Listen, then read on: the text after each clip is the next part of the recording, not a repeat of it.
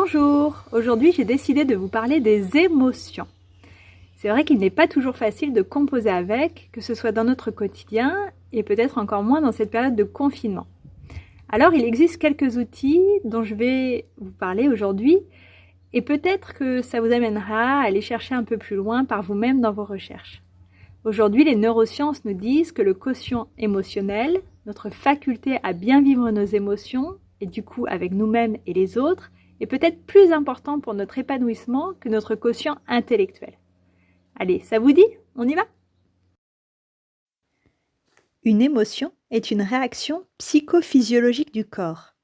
Elle fait le lien entre le monde extérieur et notre monde intérieur. Le mot émotion vient du latin motio, qui veut dire mouvement. Ainsi, elle nous renseigne sur le mouvement, autrement dire l'action à poser face à une situation extérieure. Il arrive que nos émotions ne soient pas toujours appropriées. Une enfance difficile ou une expérience traumatique peuvent venir altérer notre discernement. Quoi qu'il arrive, il est toujours intéressant de regarder en profondeur ce qu'elles ont à nous dire. Car quoi qu'il arrive, elles parlent toujours de nos besoins.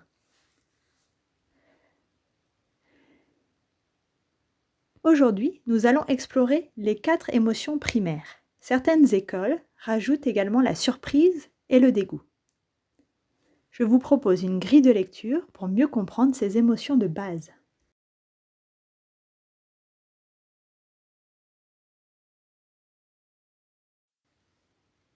Derrière chaque émotion se cachent des besoins. Et ce sont ces besoins qu'il est important de clarifier. L'émotion nous vient comme une information. À nous de la traiter par la suite.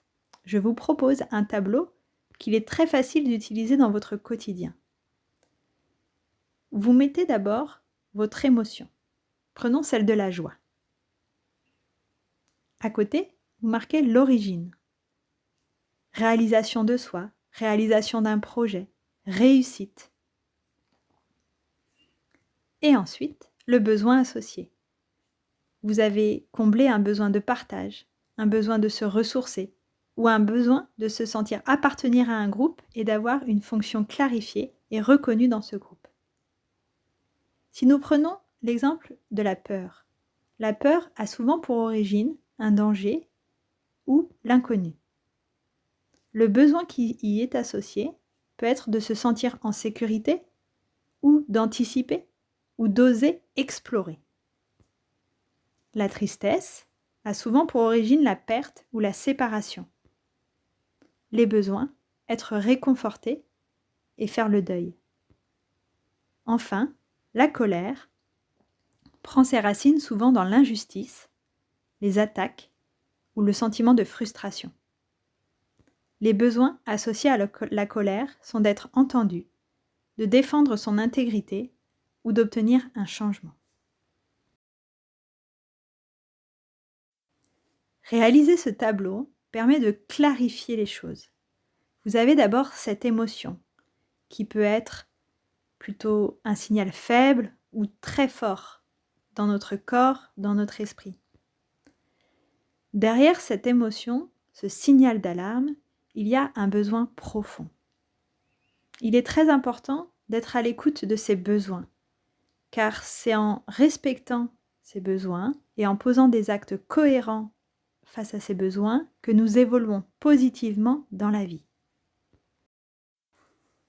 C'est ce que nous appelons le quotient émotionnel ou l'intelligence émotionnelle. Maintenant, récapitulons grâce à la méthode WAKA. WAKA veut dire observer, accueillir, clarifier, puis agir. D'abord, il faut observer pour savoir par quelle émotion ou quelles émotions nous sommes traversés.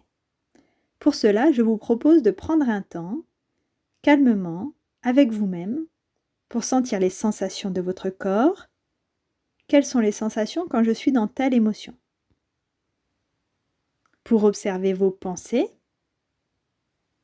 et donc vos émotions. Pouvoir mettre des mots dessus.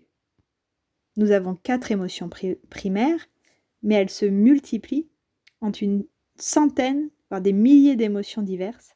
Et plus nous avons un vocabulaire étoffé, plus nous saurons exactement quel type d'émotion nous avons. Pour cela, je vous conseille d'aller voir sur Internet. Il existe pléthore de tableaux recensant toutes les émotions. La deuxième phase est l'acceptation. L'accueil de vos émotions. L'accueil avec bienveillance. Trop souvent, nous nous jugeons quand nous vivons des émotions dites perturbatrices ou négatives. Commençons par accepter notre humanité. Le chemin vers la paix intérieure est un chemin qui se construit pas à pas. Ainsi, nous allons cultiver de la tolérance envers nous-mêmes et de la tolérance envers autrui.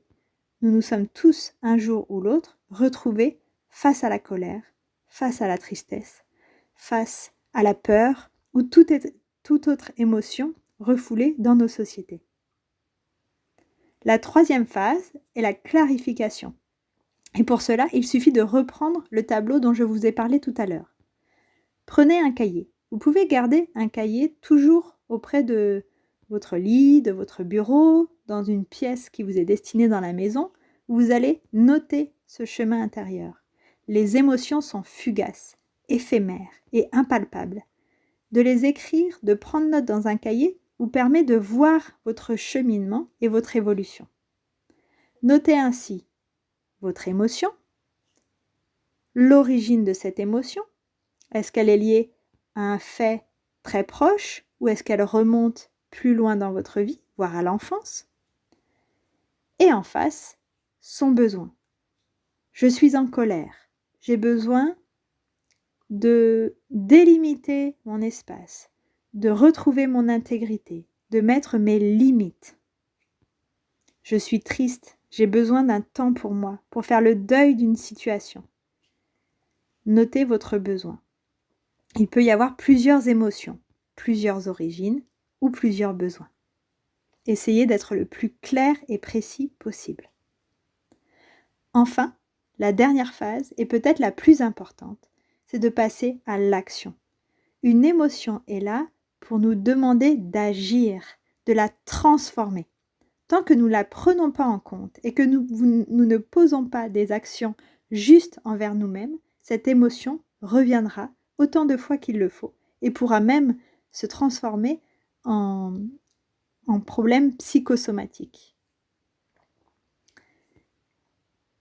Pour agir, il suffit de poser des actes qui répondent à nos besoins. L'émotion, je vous le rappelle, est un stimuli pour se mettre en mouvement. Alors vous me direz, mais quel acte poser? Cela, il n'y a que vous qui pouvez avoir les réponses. Ça peut être aller vous défouler ou prendre au contraire un temps pour vous. Pleurer, crier, chanter, danser. Ça peut être aussi écrire une lettre, dire quelque chose à quelqu'un. Ça peut être poser un acte ou ne rien faire.